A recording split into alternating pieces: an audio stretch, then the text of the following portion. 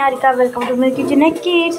ఇది చూడండి, మా మమ్మీ తన చిన్న ప్రియమైన కూతురి కోసం ఎగ్ దోశ చేస్తుంది.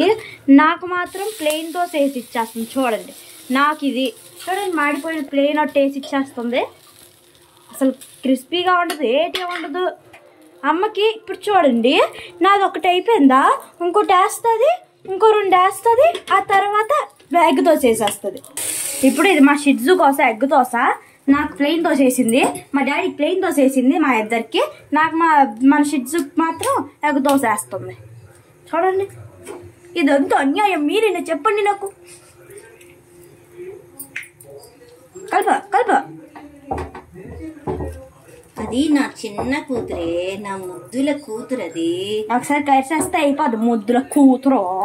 మా మమ్మీ ఆయిల్ వేసే స్టైల్ చూసారా? ఎవడైనా ఆయిల్తోని ఒక క్యాన్లర్ వేసుకొని అయినా వేస్తాడు, లేదా వేరే స్పూన్తోనైనా వేస్తాడు. మా మమ్మీ ఏకంగా గట్టితోనే వేసేస్తుంది ఆయిల్. ఓ, అంత బాగా వచ్చిందమ్మా. చూడు ఎలాగొచ్చింది మా ఇద్దరిది. అది నా ముద్దుల కూతురు. ఒకసారి దానికి ఎర్రక్కిచ్చి నీ దగ్గరికి పంపించేస్తాను, నీకు దగ్గరకు వచ్చి కరిసేస్తాను నిన్న. ఇప్పుడు మా షిడ్జు గాడికి ఇది చల్లగా అయ్యాక పెడతాను. నేనే మరొంగ ప్యాన్ మీద ఉంచు, అప్పుడే ఆమ్లెట్. దానికేమి కారాలు ఉప్పులు వేయం కదా. మరి చల్లగా ఇవ్వని పెడతానన్నా దాంట్లోనే వేస్తా. చల్లగైతే దీంట్లో చిన్న చిన్న ముక్కలు చేస్తాను. మరి నీకు ప్లేట్లో వేసేది ప్లేట్లో అయిపోతూ ఊరుకుంటుంది అనుకున్నావు. ఏంటి సో ఇప్పుడు మా మమ్మీ మా షిడ్జుకి పెడుతుంది.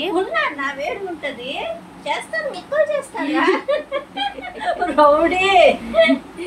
రౌడీ పాప రౌడీ పాప. దా ఇంకా చల్లగా